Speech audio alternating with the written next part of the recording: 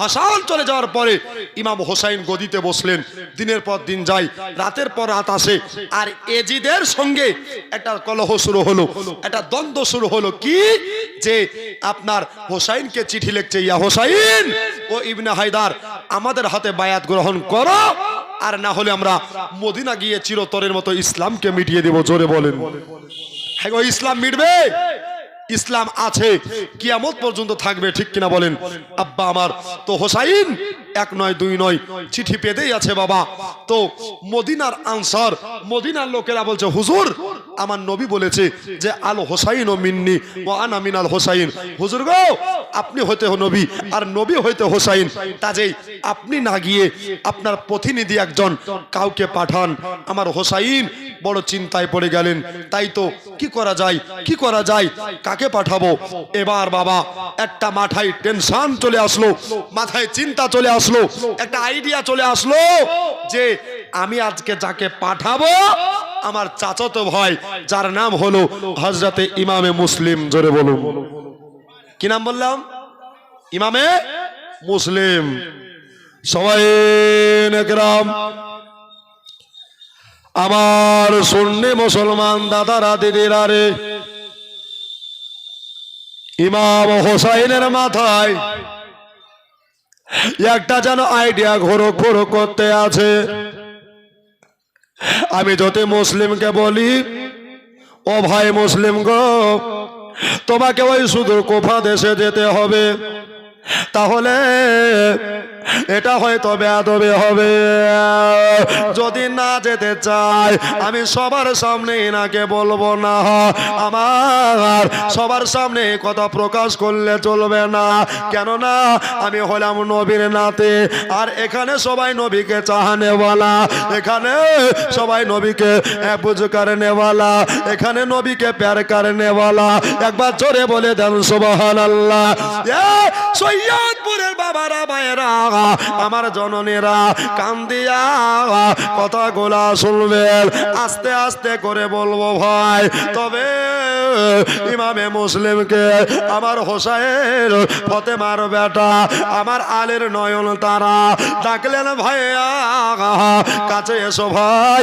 ইমামে মুসলিম হযরতে মুসলিম চলে গেলেন। ভাইয়া গো, এত রাত্রি বেলায় তুমি কেন ডাক দিয়েছো? এই মদিনার সব লোকেরা আজকে সকাল বেলা হয়ে গেলে আমার দরজায় লাইন দেয়া দেবে, দরজায় সবাই আজকে ভিড় ভাট্টা করে ফেলবে। ভাই ইমামে মুসলিম, একটা কথা শোনো, তোমাকে একটা বার্তা বলি ভাইয়া রে, ওই কুফা থেকে একটা লাই দুটা লয় 150 খানা চিঠি। কয়খানা বললাম? জোরে বলে। 150 খানা চিঠি একেবারে আসতেছে। ও গো, তাই মদিনার একটা আবদার, মদিনাবাসীদের একটা রিকোয়েস্ট। বলল কি? বলল হুজুর আপনি আগে দয়া করে যাবেন না, কেননা আপনি আপনার প্রতিনিধি পাঠান, যদি ওই দেশের লোক ভালো হয় তাহলে আপনি যাবেন, আর না হলে আপনি যেতে পাবেন না। হুজুর এই কথা তো আমার তো বিবি চলে গেছে, আমার যেতে কোনো আপত্তি নাই। জোরে বলুন। তবে আমার বাড়িতে দুটো ছেলে আছে। কটা ছেলে? দুটো আমার ছেলে আছে। আমার মা বোনেরা, ওরা হলো মা হারা ছেলে, ওদের মা দুনিয়া থেকে বিদায় হয়ে গেছে। আমি হলাম ওদের মা, আমি হলাম ওদের বাপ। জোরে বলুন সুবহানাল্লাহ। ইয়া হুসাইন, তবে আজ সকাল বেলা হয়ে যাবে, ফজরের নামাজ আপনার পিছনে আদা করে নেব। আদা করে নেওয়ার পরে তারপরে আমি বাড়িতে যাব। আর বাচ্চা বাচ্চা ছেলে, একটার বয়স হলো 6 বছর আর একটার বয়স হলো 8 বছর। ইমামে মুসলিম সারা রাত ফতেমার বেটার সাথে গল্প করে নিয়া, আত্মায় আত্মায় মোহব্বত করে নিয়া সুবহানাল্লাহ। মদিনার লোকেরা সবাই আমার হোসাইন পাকের দিকে চাতক পাখির ন্যায় তাকিয়ে আছে। ইয়া হোসেন গো, ইয়া ইবনে হায়দার, আপনাকে একটা কথা বলতে চাই। হুজুর, আপনার ভাইয়া ইমামে মুসলিম আপনার কাছে রেডি আছে, তবে আপনি কি ইনাকে যেতে বলেছেন?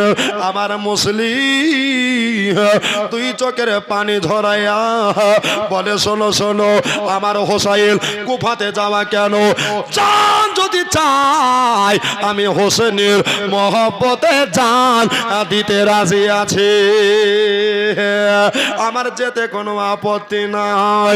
তবে আমি আমার ভাইয়াকে বলেছি, দাদা ভাই, আমার বাড়িতে মাত্র 6 বছরের 8 বছরের, কয় বছরে জোরে বলেন? 6 আর 8, এই 2 বছরে বাচ্চা বাচ্চা দোনো ছেলে আমার বাড়িতে তারাই আছে গো, আমার জন্য তারা ইন্তজার করছে গো। এই জন্য আর দেরি করলে হবে না, এই জন্য আমাকে তাদেরকে দেখা করে আসতে হবে, হিসাব বুঝিয়ে দিতে হবে, আর তাদের কাছ থেকে বিদায় নিতে হবে। ফাতেমার বেটা, আলীর বেটা গো, ও ইবনে হায়দার, আপনি কি যেতে রাজি আছেন নাকি? আপনি যদি অনুমতি দেন তাহলে যাব, আর যদি না অর্ডার দেন তাহলে আমি মুসলিম যাব না। তোরে বলে সুবহানাল্লাহ। কেননা ছেলের চাইতে মেয়ের চাইতে নবীকে বেশি ভালোবাসতে হবে। হাদিস পাক বলতে আছে, লা ইউমিনু আহাদুকুম হাত্তা কুনা আহাব্বা ইলাই মিন ওয়ালিদিহি ওয়া আলাদিহি ওয়ান নাসি আজমাইন। এটার বাংলা মানে হলো, অতক্ষণ পর্যন্ত পূর্ণ মুমিন হতে পারবে না যতক্ষণ পর্যন্ত নবীকে নিজের জানের চাইতে, প্রাণের চাইতে, টাকা পয়সার চাইতে, ধন দৌলতের চাইতে নবীকে না ভালোবাসবে, অতক্ষণ পর্যন্ত ইমানদার হতে পারবা না। ভাই, যদি অর্ডার দেন, ইজাজত দেন তাহলে যাব, আর যদি না দেন তো যাব না। জোরে বলেন। তো ইমাম হোসাইন বলছেন, তাই তো তুমি কুফাতে যাবে, আর মরণ পাকা কাঁচা কাউকে দেখেনি আর দেখবেও দেখবে না। দুনিয়ায় দাদু বেঁচে থাকবে, পোতা কবরে চলে যাবে, ঠিক কিনা বলেন? এ বাবা, ঠিক কিনা? তো বাবা, ইমামে মুসলিম অর্ডার পেয়ে গেলেন, আর মন খুশিতে বাবা যে আমার হোসাইন একটা আমাকে অর্ডার করেছে, এই অর্ডারটাকে আমি সাকসেস করব। জোরে বলুন। এ কিন্তু জানে না যে এর কপালে বাবা শহীদ লেখা আছে। তো বাবা হযরতে ইমাম মুসলিম চলে যাচ্ছেন, তো চোখ ভরা পানি। কেন জানেন? যে বাচ্চাদেরকে জনমের মতো দেখে নেব, আর হয়তো দেখা হতেও পারে, না হতেও পারে। বিদেশ জায়গা যাব, আর দেখা হয়তো হতে পারে না। সবাই একরাম, ইমামে মুসলিম রাদিয়াল্লাহু তাআলা আনহু এবার বাবা কাঁদতে কাঁদতে বাড়ির দিকে যেন রওনা হয়ে যাচ্ছে। বাবারা, আমার মা বোনেরা বাড়ির দিকে রওনা হচ্ছে। বাচ্চা বাচ্চা দোনো ছেলে, এদের নাম হলো মোহাম্মদ আর ইব্রাহিম। একবার জোরে বলে দেন সুবহানাল্লাহ।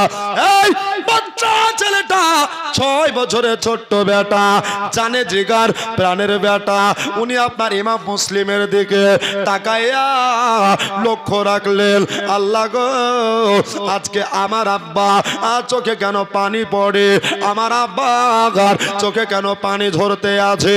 ও বড় দাদা,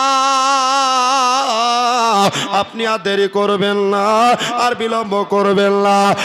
এই তাকিয়ে দেখেন আব্বা জানের চোখে আজকে পানি পড়ছে। তবে আজকে আমার আব্বাকে কে কটু কথা বললো নাকি, কেউ গালিগালাজ করেছে নাকি, না আমাদের মায়ের কথা মনে পড়লো নাকি? বড় ভাই মোহাম্মদ বলতে আসে, ও ভাই ইব্রাহিম, শোনো শোনো শোনো, একটা কথা শুনে নাও ভাই, আরে চলো আব্বার কাছে জিজ্ঞাসা করে আসে। দোনো ছেলে, বাচ্চা ছেলে এবার বাবা হযরতে মুসলিমের কাছে গিয়া বলে আব্বা আব্বা গো আপনি আজকে কেন চোখের পানি ঝরাতে আছেন আপনি কেন আজকে চোখের পানি ফেলতে আছেন আব্বা জান যদি কেউ আপনাকে গাল দেয় তাহলে তলোয়ার দিয়া তার গর্দান উড়িয়ে দেব একবার জোরে বলেন সুবহানাল্লাহ বাপকে লোকে গাল দিবে আমরা বেটা হইয়া এটা মেনে নিতে পারবো না জোরে বলেন সুবহানাল্লাহ এবার বাবা হযরতে ইমাম মুসলিম বাচ্চা বাচ্চা ছেলে দুটা সামনে দেখে আপনার আরো জোরে যেন কাঁদতে লাগলেন এমদে নাতে কাঁদে নবী জোরে বলেন একবার সুবহানাল্লাহ আরে মহদে নাতে কাঁদে নবী মহদে পাপে লাগে ওগো মহদে এর ব্যথায় কাতর হইয়া আছেন তিন জাগে আছেন তিন জাগে ওরে মদে নার ভিজা মাটি জোরে বলো সুবহানাল্লাহ ওরে মদে নার ভিজা মাটি বাবারে আমার নবীর চোখের তোরা কেন্দে কেন্দে বল সকলে একবার সল্লে আলা বল তোরা সল্লে আলা বল তো বাবা বাচ্চা বাচ্চা ছেলে দুটা আব্বাকে বলছেন আব্বা মায়ের কথা মনে পড়লো না আপনাকে কেউ গালিগালাজ করলো না আপনাকে কেউ কটু কথা বললো একবার বলেন তার বডি থেকে শের আলাদা করে দেবো জোরে বলুন এটাই হলো বাপের বেটা নাকি বলছেন বাচ্চা ছেলে কত হিম্মত দেখাচ্ছেন আর হবে না এটা যে তারা নবীর বংশ ঘরানা জোরে বলুন সুবহানাল্লাহ আব্বা এখন অবস্থায় ইমামে মুসলিম দোনো ছেলেকে ডানে আর বাম পাজরে আপনার চাপটিয়ে ধরলেন জোরে বলেন সুবহানাল্লাহ বাবা মোহাম্মদ ইব্রাহিম তোমাদের একটা কথা বলতে চাই আব্বু কি এমন কথা বলবেন বাপ ভিতরে ভরতে পেরেছে বার করতে পারেন না আমি যদি কুফাতে চলে যাই তাহলে এদেরকে আজ থেকে কে দেখভাল করবে তবে মনে একটা বল নিয়ে আসছে বাবা যে যার কেহ নাই তার আল্লাহ আছে এবার বাবা হযরতে ইমামে মুসলিম বলতে আছে ও বাবু গো তোমরা দোনো ভাই একটা কথা শুনে লাও তোমরা একটা আমার আরজ শুনে লাও মোহাম্মদ ইব্রাহিম শোনো রে আজকে আমার হোসেনের অর্ডার হয়ে গেছে আজকে আমার ইবনে হায়দারের আদেশ হয়ে গেছে বলল আমাদের চাচা কি এমন অর্ডার করেছে আব্বা যে আপনি বুক খুবরে বলছেন গো আব্বা আপনার মুখ দিয়ে কথা সরছে না বলে বাবা একটা কথা শুনে নাও রে বাবা আজকে থেকে তোমাদের এই বাড়িতে থাকতে হবে কেননা আমার মদিনায় থাকা হবে না আমার হোসাইন রাদিয়াল্লাহু তাআলা আনহু ইনি বলেছে ও আমার চাচাতো ভাই ইমামে মুসলিম শুনে নাও এই তোমাকে কুফা শহরে যেতে হবে আর কলেমা তৈয়বার প্রচার করতে হবে তারপরে তোমার চিঠি পাবো আমি হোসাইন নিজে গিয়া কলেমার দাওয়াত দিয়ে আসবো তোরে বলে সুবহানাল্লাহ আর নবী মুস্তাফা পবিত্র জবান মুবারাকায় বললেন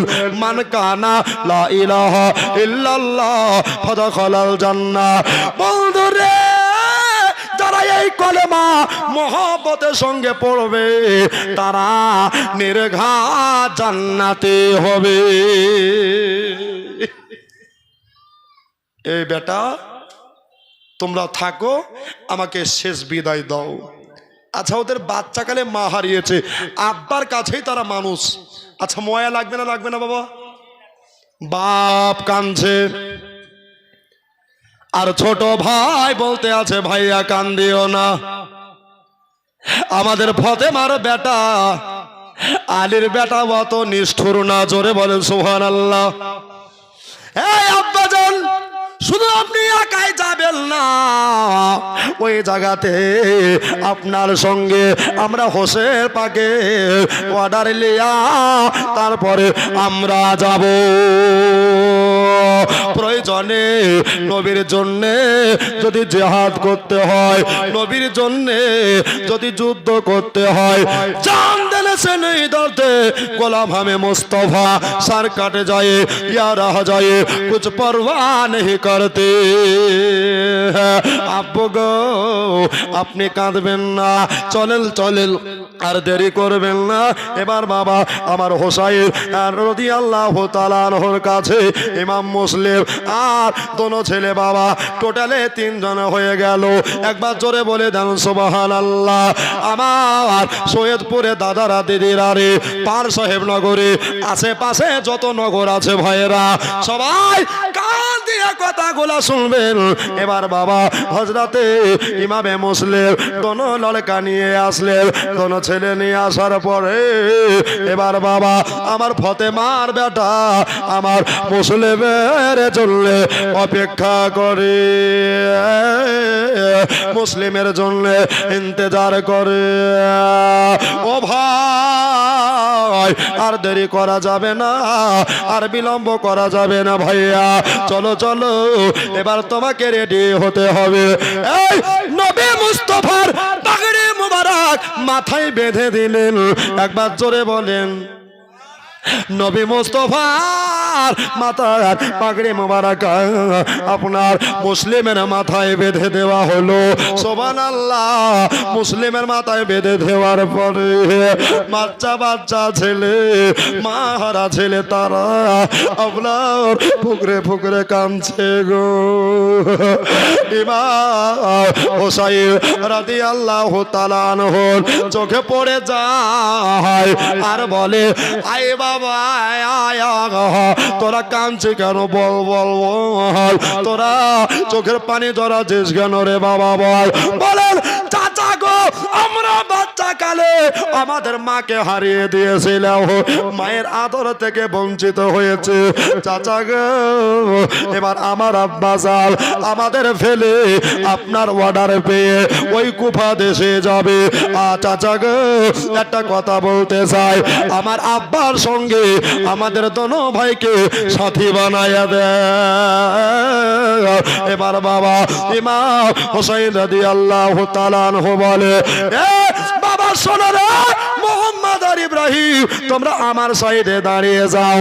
একটা ডানে দাঁড়াইলে, একটা বামে দাঁড়িয়ে গেলে। সুবহানাল্লাহ। বামে দাঁড়িয়ে যাওয়ার পরে এবার বাবা বাচ্চা বাচ্চা ছেলেদের 2 চোখের পানি হোসাইন নিজের হাত দিয়া মোছায়া দিলে, নিজের হাত দিয়া মুছিয়ে দেওয়ার পরে এবার বাবা বললেন, বাবা রে আর কাঁদিও না, কাঁদিও না, আর চোখের পানি ঝরাইও না রে বাবা। মোহাম্মদ ইব্রাহিম, আমি নবীর নাতি কথা দিলাম, তোমার আব্বার সাথে তোমরাও যাবে। যাও, তোমরা রেডি হয়ে নাও। বলছে আমরা অলরেডি রেডি হয়ে এসেছি, জোরে বলেন। তো চাচা, তাহলে আমাদের জন্য দোয়া করিয়েন, আমরা চললাম। বাপ বেটা 3 জনে মিলে কুফা দেশে গেলেন। আর এজিদের ব্যবহার বাবা এত সুন্দর আপ্যায়ন করলেন। 7 দিন হয়ে গেল কুফা দেশে। কদিন? 7 দিন হয়ে গেল। আর খুব আপ্যায়ন করেছে বাবা। আমার ইমাম মুসলিম নিজের হাতে একটা শেষ চিঠি লিখলেন যে, হুজুর ইবনে হায়দার, আপনি চলে আসুন, এদেশের লোক খুব ভালো, আপনার জন্য সবাই ওয়েট করতে আছে, জোরে বলুন। আর যেমনি বাবা চিঠি লেখা, আর ইমাম মুসলিমের প্রতি অত্যাচার করতে আরম্ভ করেছে, জোরে বলুন সুবহানাল্লাহ। আর ইমাম মুসলিম বাচ্চা বাচ্চা দুটো ছেলেকে আগেই ভাগিয়ে দিয়েছিল, আগেই তাড়িয়ে দিয়েছিল। বাবারে, এ দেশের মানুষ ভালো না, এরা একরকম দিনের বেলায় আর রাতের বেলায় একরকম, এরা গিরগিটের মতো রং পাল্টায়।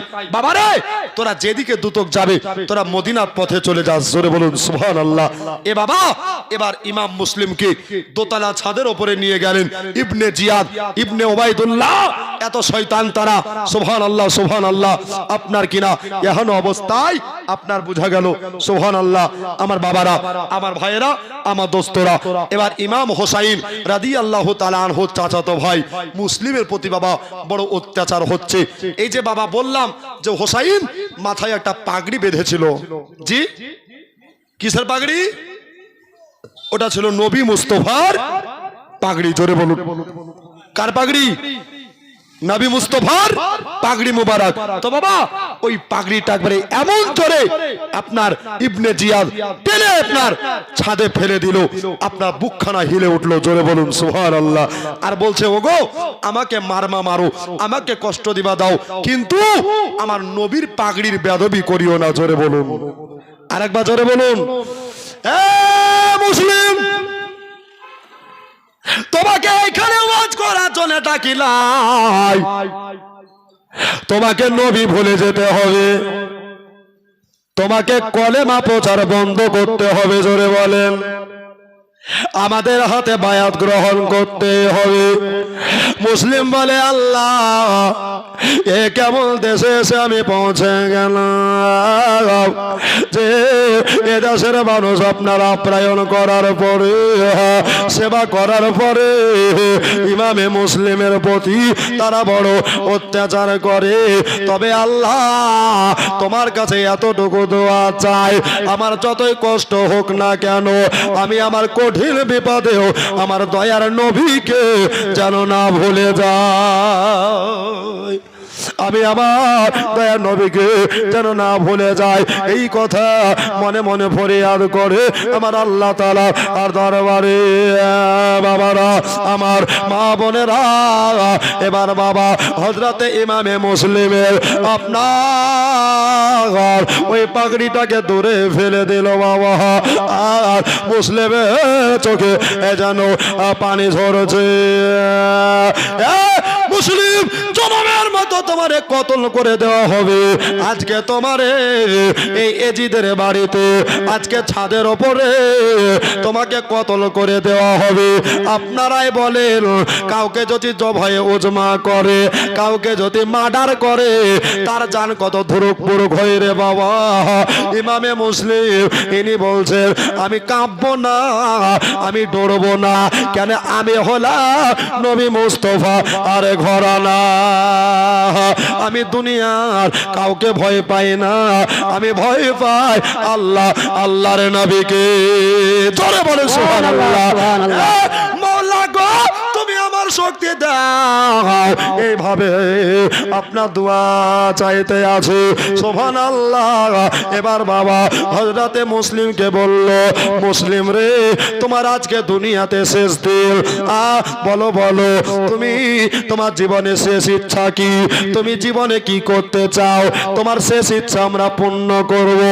মুসলিম বলে, আল্লাহ এই দেশের মানুষ এত যে বদমাশ, এই দেশের মানুষ এত যে গাদ্দার, এত যে চিটার, আমি বুঝতে পারিনি গো আল্লাহ।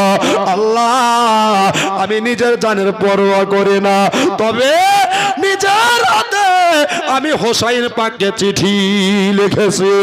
আল্লাহ যদি আমার ভাইয়া চলে আসে, তাহলে আমার ভাইয়ের প্রতি বড় অত্যাচার হবে, আমার ফতেমার লালের প্রতি বড় টর্চারিং হবে। মুসলিম বলল, তোরা আমার কটা শর্ত পূর্ণ করবে বল? বলল, 3টা শর্ত পূর্ণ করব। এই তবে শুনে রে, আমরা হলাম নবীর ঘোড়া না, আমাদের তরিকার নিয়ম আছে যে আমাদের খাবার বাদ যাবে, আমাদের জীবনে নামাজে কাজা হবে না। বলেন আমাদের খাবার বাদ যাবে, আমাদের নামাজ কাজা হবে না, এটাই হলো আমাদের তরিকার নিয়ম। তবে শোনো রে, তিনটার মধ্যে একটা হলো আমাকে দয়া করে তোমরা নামাজ পড়তে দিও, আর দুই নাম্বার হলো এটা যে আমার সুবহানাল্লাহ ইমাম মুসলিম বলতে আছে আমি আমার নিজের হাতে হোসেন পাককে চিঠি লিখেছি। ভাইয়া রে, এ দেশের মানুষ ভালো, এ দেশের মানুষ তোমার অধীর করে তাকিয়ে আছে, তোমার জন্য ইন্তজার করছে, তুমি চলে আসিও, তোমার কলেমা পড়ে তারা বায়াত গ্রহণ করবে আর নবীর ঝান্ডা তারা উঁচা করবে। তাই তোমরা আমার হোসেন পাককে চিঠির দ্বারা বলে দিও, খবরদার এদেশে ভাই জানোই আমার না আসে। আর তিন নম্বর হলো এটা যে আমার দুটো বাচ্চা ছেলে, 6 বছরের আর বাবা 8 বছরের মোহাম্মদ ইব্রাহিম তোমাদের দেশে ভরায় আছে। এই দুটো বাচ্চাকে তোমরা খবরদার আর অত্যাচার করিও না, খবরদার তোমরা জনম করিও না, খবরদার তোমরা ব্যথা কষ্ট যন্ত্রণা দিও না, খবরদার সহি সালামতে তোমরা তাদেরকে মদিনা শরীফে পৌঁছে দিও। মদিনা মদিনা আশিক মুমিনের ঠিকানা। জোরে হবে না? একটু জোরে বলেন না সুবহানাল্লাহ। একটু হাত তুলে বলেন তো ইয়া রাসূলুল্লাহ। ইয়া রাসূলুল্লাহ। বাবা বুঝতে পাচ্ছেন? অসুবিধা হচ্ছে না? জি বলবেন মদিনা মদিনা আশিক মুমিনের ঠিকানা। সবাই মিলে বলেন মদিনা মদিনা আশিক মুমিনের ঠিকানা। তোমরা দিদারে চাইও কাঁদো বেশি, দিদারে চাইও কাঁদো বেশি, হও না নবীর দিওয়ানা আশিক মুমিনের ঠিকানা। বলো না মদিনা মদিনা আশিক মুমিনের ঠিকানা, বলো না মদিনা মদিনা আশিক মুমিনের ঠিকানা।